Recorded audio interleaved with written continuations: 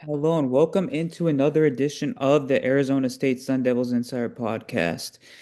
And my name is Kevin Hickson. I'm your lead beat writer for the Arizona State Sun Devils on SI and your host of this daily Sun Devils Insider Podcast. And I'm so grateful to be joining you on this beautiful Saturday morning.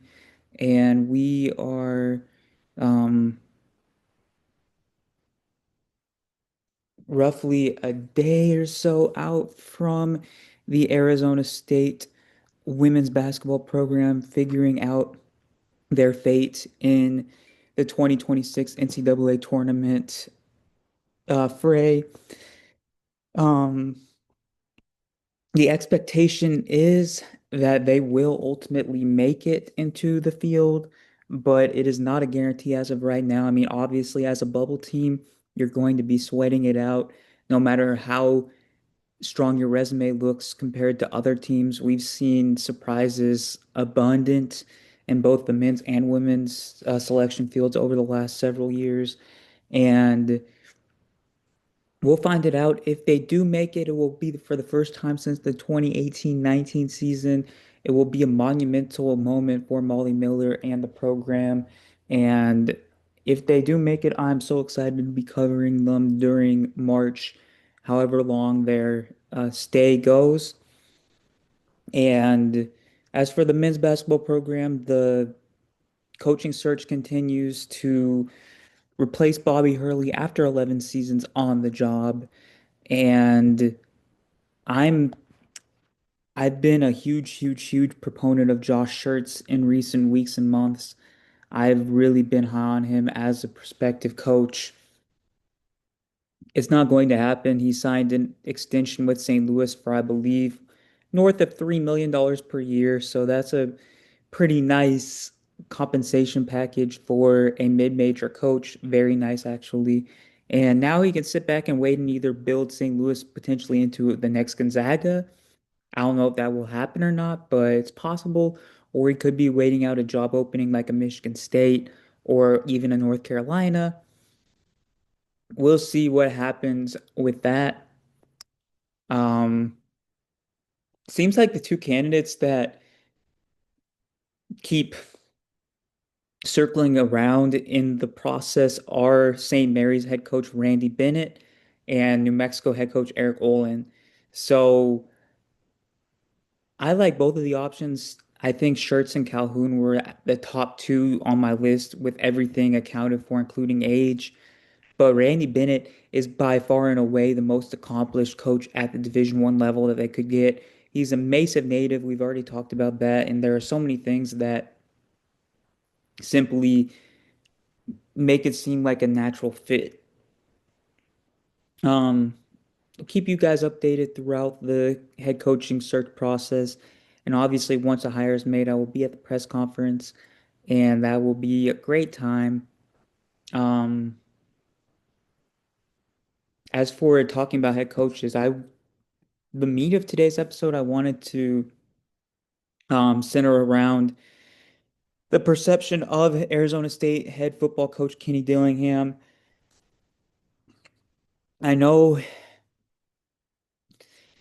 the consensus kind of is that he's either underrated or overrated by various people within the community. There's some people that believe that ranking him a top 10 to 15 coach in the nation is going too far, and he hasn't proven enough yet to earn that title.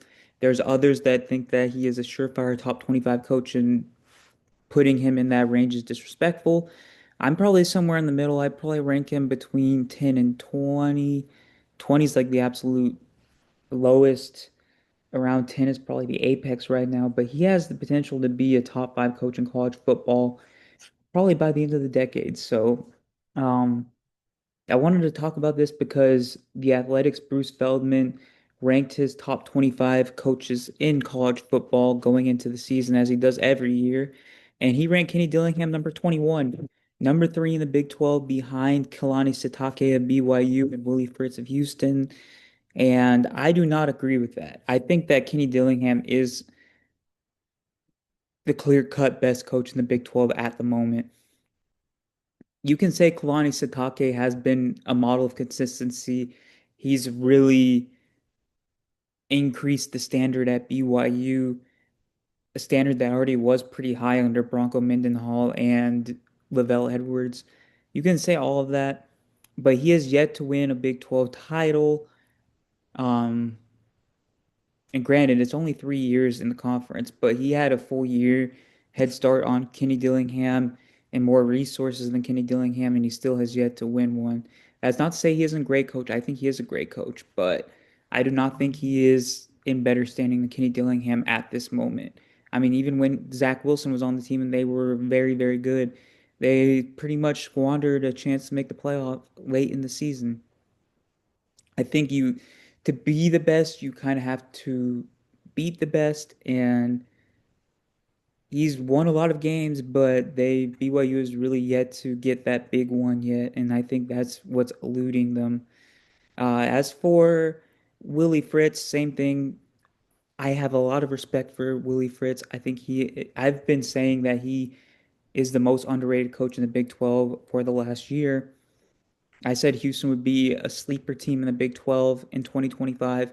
All of that came true, and he is one of the best program builders in college football. However, I feel the same way in this situation. I think that to be considered the best in the Big 12, you have to have a championship to your name. And that reflected in my power rankings for Big 12 head coaches that I did on ASU on SI a couple of a week or so ago. I did have Joey McGuire at 4, but that's only because he didn't really get off the ground until an incredible amount of resources came in. I still think he's a great coach, but I think that Willie Fritz and Kalane probably did more with less. If I were to come up with a simplified explanation there, ultimately, I think Kenny Dillingham is just too low as it is. I think there were some coaches that were in front of him that were absolutely uh, out of left field. I didn't agree with a lot of them. And I think that Kenny Dillingham will prove to be one of the best coaches in college football yet again in 2026. I think the roster construction of this Arizona State team is phenomenal. I think the way they went after and attacked the portal was very masterful. They didn't go dominant one position or another position. They pretty much equally dispersed their resources and time at each position. I think that this season, even though there's going to be a lot of new starters, there's enough returning starters and every coach is returning. Continuity still will be there to an extent. I believe that if anybody can get the most out of a cutter bully, it's Kenny Dillingham.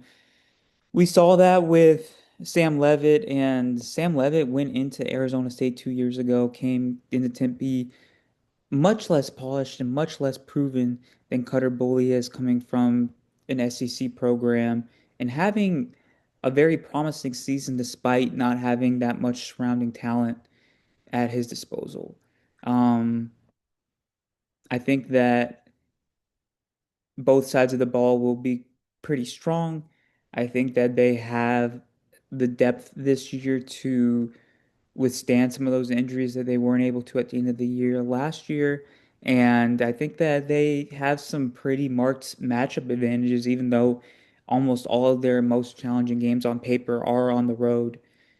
And I think Kenny Dillingham is a top 15 coach in college football, just with everything in mind. And that's really all I have for today. Thank you so much for tuning into another edition of the Arizona State Sun Devils Insider Podcast. Your support means the world to me.